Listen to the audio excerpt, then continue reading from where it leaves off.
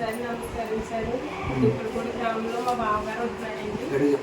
దుప్పలపూడి గ్రామంలో మా బావగారు ఉంటున్నారండి. మా బావగారికి నెల ముందు యాక్సిడెంట్ అయింది సార్. యాక్సిడెంట్ అయితే కేసు పెట్టేశారు సార్. కేసు పెట్టి మీ కేసు ద్వారా తీసుకొచ్చాను సార్.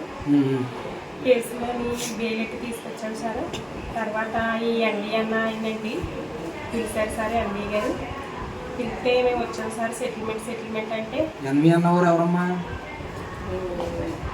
రామారెడ్డి గారు కొడుకు ఎమ్మెల్యే గారు సత్యరెడ్డి గారు అన్సారీ గారు.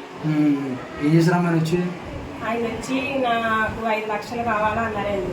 5 లక్షలు కావాలంటే 5 లక్షలు ఏంటంటే మా స్థామత అక్కడి వరకు వేస్తారు.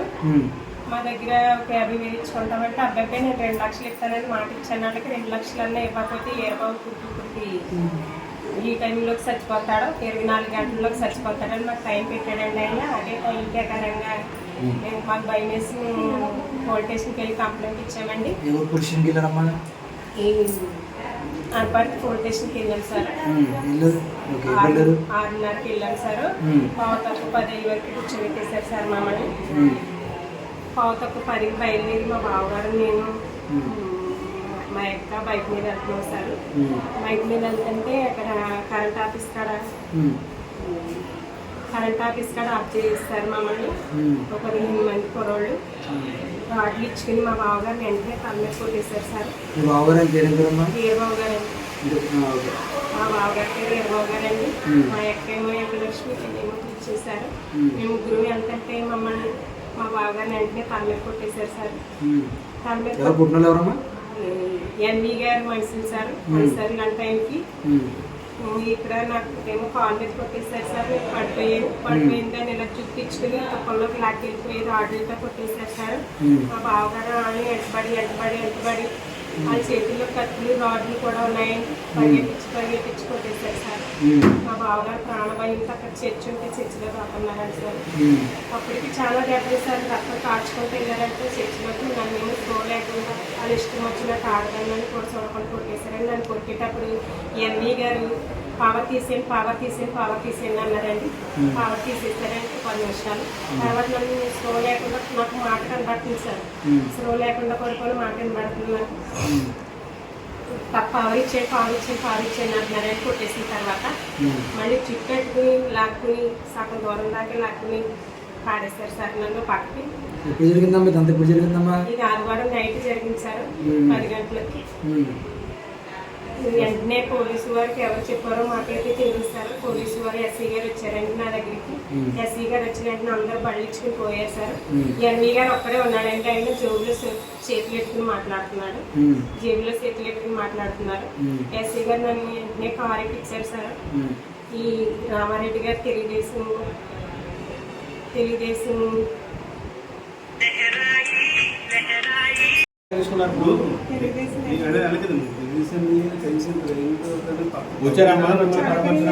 చూడడానికి కూడా రాలేదు సార్.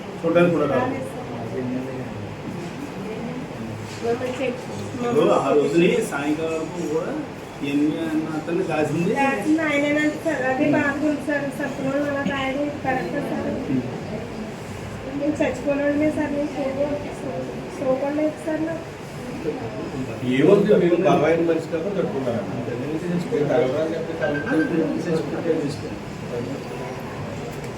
ధైర్యం ఉండండి, మాట్లాడతాం. నా పేరు కొమ్మ సత్యబాబు. నేను ఎస్సీ మాదిగా దళితుడును.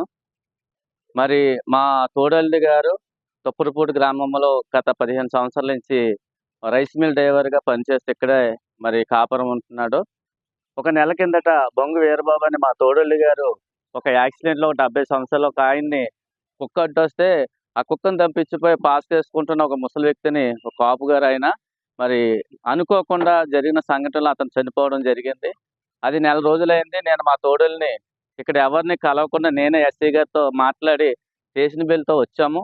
ఆ కేసు కోర్టులో జరుగుతున్న సందర్భంలో నెల రోజులు అయిన తర్వాత గత 10 రోజుల నుంచి ఎన్వి అనే ఒక దుప్పటిపూడిలో మాజీ సర్పంచ్ గారి కుమారుడు విపరీతంగా మా తోడలను మరి టార్చర్ మాట వస్తాడా రాడా ఆ మిల్లికాడకి కొంతమందిని అనుచరులను పంపించి భయం ప్రాంతాలు చేస్తుంటే మొన్న 5వ తారీఖున మరి నాకు ఫోన్ చేసి ఇలాగా ఎన్వి అన్న అతను టార్చర్ పెడుతున్నాడు, అలా అనుచరులు పిలిపించి నాకు న్యాయం చేయి తోడల్డని నన్ను సంప్రదించి 6వ తారీఖున 5 గంటలకి ఒకసారి వెళ్ళి ఎన్వి గారి దగ్గరికి, అయ్యా 1 గంటలో మా తోడళ్ళు మా వదిన గారిని తీసుకొస్తానని చెప్పడం జరిగిందండి.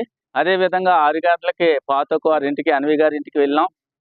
అక్కడ ఏం జరిగిందంటే, మేము 50,000 రూపాయలు ఇస్తాము, మా స్తోమత ఎంతేముందని అనగా 2 లక్షల రూపాయలు ఇవ్వకపోతే నీ తోడుల్ని చంపేస్తాం, 2 లక్షల రూపాయలు ఇవ్వకపోతే మీ తోడుల్ని చంపేస్తాం అన్నాడు. అక్కడ తన అనుచరుడు రామారెడ్డి అంటే అండి, అతను కూడా మా ఎన్వి చెప్పాడు కాబట్టి మేము చంపేస్తామని మమ్మల్ని భయంప్రాంతులు చేస్తే వెంటనే 6:30కి మేము పోలీస్ స్టేషన్కి వెళ్ళాం. వెళ్ళే సందర్భంలో మార్గ మధ్యలో భయం వేసి 100కి నా దగ్గర అన్ని రికార్డులు కూడా ఉన్నాయండి. 100కి ఎస్పీ గారి కార్యాలయం నుంచి ఫోన్ చేసి మాకు రక్షణ కల్పించండి అని కూడా అడిగితే వారు వెంటనే పోలీస్ స్టేషన్కి కూడా కంప్లైంట్ రూపంలో వెళ్ళిన తర్వాత అక్కడ 9:30 దాకా ఎస్ఐ గారు అక్కడ ఏదో జూమ్ జరుగుతుందని చెప్పేసి మమ్మల్ని 9:30కి రిటర్న్ మమ్మల్ని కాపాడండి, మేము దళితులమ్మ, మాకు రక్షణ కల్పించండి అడిగినప్పుడు 9:30కి మేము రేపు మార్నింగ్ వస్తామని చెప్పి ఎస్ఐ గారు చెప్పడం జరిగింది. మేము నలుగురం కాబట్టి మా 2 ఆడవాళ్ళు, మా తోడలు, నేను ఒకే బండి అని నా బండి మీద మా మిస్సెస్ని, మా వదిన గారిని, వీరబాబుని తుప్పలపూడిలో తిప్పామంటే మార్గ మధ్యలో రాడ్లతో దాడి చేసి నా భార్యని అతి తీవ్రంగా చాలా చంపడానికి ప్రయత్నించి దగ్గరుండి ఎన్వి అన్న వ్యక్తి ఒక గోండా కింద ఇక్కడ సలామన్ అవుతూ చేస్తున్నాడు. చాలా దారుణంగా చంపబోయారు. అయితే పోలీసు వారు ఎందుకు పనికిరాని సెక్షన్లు వేసి ఒక ఆడదాన్ని రాత్రిపూట దళితులను దారుణంగా చంపుతానని చంపించిపోయి రాడ్లతో దాడి చేసిన నా భార్య మీద ఎస్సీ అంటే వేశారు, కానీ అటువంటి మాట వేయకుండా కేవలం ఎమ్మెల్యే గారు ఒత్తిడి వలన ఈ కార్యక్రమం జరుగుతుంది. ఎమ్మెల్యే గారికి మేము ఓట్లు గ్రామాలు కూడా తిరిగి ఎమ్మెల్యే గారు చేయాలని కూటమి తరపున కూడా మేము ఎంతో కష్టపడి తిరిగిన వ్యక్తులము. అటువంటిది ఎమ్మెల్యే గారు నా బాధ చెప్పుకుంటాకి కరెక్ట్గా 9ంటికి రామవరం వెళ్ళి ఎమ్మెల్యే గారు చెప్తే నువ్వు ఫోటోలు తీస్తున్నావని నా సెల్లో ఆయన దగ్గర ఇచ్చి సుమారు 9 గంటలకు వెళ్ళానంటే సోమవారం 9 గంటలకు తీసుకున్న సెల్లో రాత్రి 7 గంటలకు ఇచ్చి అక్కడ జరిగిన సందర్భంలోని వీడియోలన్నీ కూడా డిలీట్ చేసి ఎమ్మెల్యే గారు ఈ సెల్లో నాకు ఇవ్వడం జరిగింది. వాస్తవం, నేను ప్రమాణం చేస్తున్నాను. ఎమ్మెల్యే గారు మా దళితులతో మీరు నెగ్గారు, మా దళితుల ఓట్ల మీద మీరు నెగ్గి ఈ రోజున మా మీదే పోలీసు వారితో కూడా ఈ రోజు 5 రోజులు అవుతుందండి, కనీసం అరెస్ట్ చూపించకుండా తాత్కారం చేస్తున్నారని సభాముఖం మీరు ముందు తెలియపరుస్తున్నాను. ఏదైతే 6వ తేదీన సాయంత్రం జరిగినటువంటి దుర్మార్గమైనటువంటి సంఘటనని ఏదైతే కొమ్ము బుజ్జి మీద, అదే వాళ్ళ అక్కగారి మీద, వాళ్ళ బావగారి మీద జరిగినటువంటి దాడి ఏదైతే ఉందో దాన్ని తీవ్రంగా ఖండిస్తున్నాను. ఎందుకంటే ఒక దళిత మహిళని ఒక అర్ధరాత్రి వేళ దారి కాసి సుమారు 10-15 మంది వ్యక్తులు విచక్షణారహితంగా రాడ్డులతో కొట్టి తనకు సహకారంగా ఉన్నటువంటి తన అక్కగారిని భయభ్రాంతులు చేసి పరుగులెత్తించి ఇదేమి దారుణమని తిరగబడినటువంటి తన బావగారిని తలపగల కొట్టినటువంటి వ్యక్తులు. ఇది ఎంత దుర్మార్గమైన చర్యో చాలా ఇబ్బందికరంగా, చాలా బాధాకరంగా ఉంది. ఈ సంఘటనలో ఎవరైతే ఈ సంఘటనకి పూర్తిగా కారకుడయ్యాడో ఎన్వి అతని అనుచరులు, వాళ్ళని కంటి తుడుపు సరిగా police department SC atrocity act 341, 323, 324 సెక్షన్లు వేసి నామమాత్రమైనటువంటి సెక్షన్లు వేసి ఈరోజు పోలీసులు ఏదైతే ముద్దాయిలు ఉన్నారో ఆ ముద్దాయిలు తప్పించే ప్రయత్నం చేస్తున్నారు. ఇది సమంజసం కాదని పోలీసు డిపార్ట్మెంట్ వారికి విన్నపం చేస్తున్నాను. ఏదైతే అగ్రవర్ణాల వారు ఉన్నారో వారి చేతిలో దాడికి గురైనటువంటి దళితులు, మాదిగ జాతికి చెందినటువంటి స్త్రీలని మీరు విచక్షణారహితంగా కొట్టినప్పుడు, అర్ధరాత్రి వేళ కొట్టినప్పుడు దాని మీద ఎస్సీ అట్రాసిటీ యాక్ట్తో పాటు అటెంప్ట్ టు మర్డర్ కేసు కూడా నమోదు చేయవలసిన అవసరం ఉంది. ఖచ్చితంగా ఇప్పటికైనా మీరు అటెంప్ట్ టు మర్డర్ కేసు నమోదు చేయాలని డిమాండ్ చేస్తున్నాను. ఇదే సందర్భంలో ఏదైతే ముద్దాయిల్ని మరి కొమ్ము కాస్తున్నారో ఈ నియోజకవర్గం చెందినటువంటి ఎమ్మెల్యే గారు రామకృష్ణారెడ్డి గారు, దయచేసి అది పద్ధతి కాదు. మీరు కూటమి ప్రభుత్వంలో అన్ని వర్గాల వారితో నెగ్గినటువంటి వ్యక్తి. మరి ఆ రోజు అన్ని వర్గాల ఓట్లు, ప్రధానంగా మా మాదిగ జాతికి చెందినటువంటి ఓట్లతో నెగ్గినటువంటి వ్యక్తి మీరు. మరి అదే మాదిగ జాతికి అన్యాయం జరిగినప్పుడు, అన్యాయం జరిగి సుమారు ఈ రోజుకి 4-5 రోజులు కావస్తున్నా, 6వ తారీఖు అంటే ఈరోజు 5వ రోజు. మీరు ఎందుకు పరామర్శకు రాలేదని చెప్పేసి మేము ప్రశ్నిస్తున్నాం. అంటే మీరు పరామర్శకు వస్తే కనుక మీ అనుచరులు ఈ కేసులో ముద్దాయిలుగా అవుతారని మీకు భయంగా ఉంది. అందుకనే మీరు పరామర్శకు రాలేదు. కనీసం మానవతా దృక్పథుడైనా చెప్పి ఒక దళిత స్త్రీని పరామర్శించడానికి రావాల్సిన అవసరం ఒక స్థానిక శాసనసభ్యుడిగా మీ మీద పూర్తి బాధ్యత ఉంది. ఈ విషయాన్ని మేము ఎస్పీ గారితో మాట్లాడతాము. ఏదైతే సంఘటన ఏదైతే ఉందో మా దళిత జాతికి చెందినటువంటి హోంమంత్రి అనిత్ గారితో కూడా మాట్లాడతాము. ఎస్సీ కమిటీ చైర్మన్ అయినటువంటి కేఎస్ జవహర్ గారితో కూడా మాట్లాడతాము. మరి దీని మీద పోలీసులు ఇప్పటికైనా తొందరగా ముద్దాయిలను అరెస్ట్ చేయాలి. ప్రధాన ముద్దాయి అయినటువంటి ఎన్విని అరెస్ట్ చేయాలి. అరెస్ట్ చేసి సెక్షన్లు మార్చి కఠినతరమైనటువంటి కార్యక్రమం చేయాలని చెప్పేసి పోలీసు వారిని డిమాండ్ చేస్తూ, ఏదైతే బాధితులు ఉన్నారో వాళ్ళు భయభ్రాంతులకు గురైపోతున్నారో, ఆ ప్రాంతంలో మేము ఉంటే చంపేస్తామని చెప్పి చంపేస్తారమన్న భయంతో వాళ్ళు వణికిపోతున్నారు. మరి వాళ్ళకి పూర్తిగా పోలీసులు రక్షణ కల్పించాలి.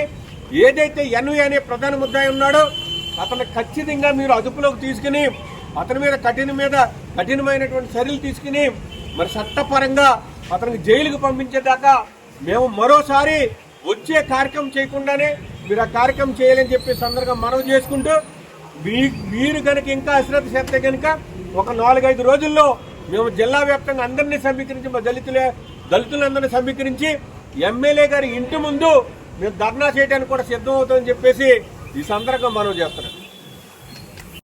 నమస్కారం అండి. మరి ఈ రోజున